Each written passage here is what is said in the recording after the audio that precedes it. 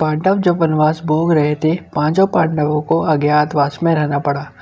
इस दौरान पांडवों को वेश बदलकर भी रहना पड़ रहा था। द्रौपदी भी पांडवों के साथ थी। द्रौपदी एक आश्रम में रहकर अपना समय गुजारती थी। एक दिन जब वे आश्रम में बैठी हुई थी, तो एक पुष्प उड़कर उनके पास आ गया। पुष्प की सुगंध द्रौपदी को पसंद आ गई। तब उन्होंने भीम को बुलाकर इस पुष्प को लाने के लिए कहा।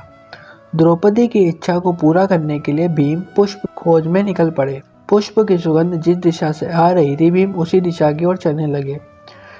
पुष्प की खोज करते हुए भीम एक वन के द्वार पर जहां पहुंचे। वन में जैसे ही भीम ने प्रवेश करने का प्रयास किया तो उनकी नज़र रास्ते में लेटे वानरों पर पड़ी। भीम ने वानर से आग्रह किया कि वे रास्ते से हट जाएं, लेकिन वानर ने कोई प्रतिक्रिया ना दी। वानर से भीम ने पुनः हट जाने को कहा, लेकिन इस बार वानर ने कहा कि वह बहुत कमज़ोर है, वह हिल नहीं सकता, इसलिए लांग कर निकल जाओ।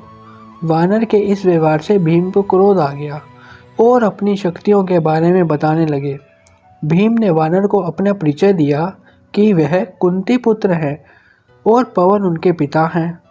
हनुमान का भाई हूँ, लेकिन यह सब सुनकर भी वानर पर कोई प्रभाव नहीं पड़ा। भीम को क्रोध बढ़ने लगा और उन्होंने वानर से कहा कि अधिक क्रोध ना दिलाएं, नहीं तो परिणाम भुगतने के लिए तैयार रहिए। वानर ने भीम से कहा कि यदि अधिक जल्दी है तो वह पूंछ उठाकर जा सकते हैं। भीम ने गुस्से में आकर वानर की पूंछ हटाने की कोशिश की, लेकिन वे इसे हिला भी ना पाए। तब भीम को आभास हुआ कि ये कोई साधारण वानर नहीं लगते। भीम हाथ जोड़कर खड़े हो गए और वानर से परिचय पूछा। तब भी वानर ने भीम को बताया कि वे कोई और नहीं बल्कि हनुमान हैं। तब हनुमान जी ने भीम का रास्ता रोकने का कारण बताया। भीम हनुमान जी को देखकर चकित रह गए और हाथ जोड़कर खड़े हो गए।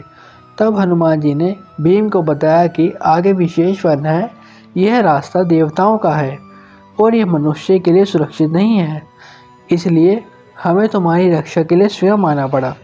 भीम को हनुमान जी ने उस पुष्प के बारे में बताया कि वहाँ से वह पुष्प ले सकते हो। पुष्प लेने के बाद हनुमान जी ने भीम से कहा कि अब तुम यहाँ से जा सकते हो। भीम ने हनुमान जी से आज्ञा लेने से पहले अपनी एक इच्छा रखी। भीम ने हनुमान जी को विराट रूप में देखने की इच्छा व्यक्त की। भीम के कहने पर हनुमान जी ने अपना विराट रूप धारण किया। दर्शन करने के बाद भीम ने हनुमान जी से आशीर्वाद लिया। हनुमान जी ने भीम को गले से लगाया। हनुमान जी के गले लगाने से भीम की शक्ति और बढ़ गई।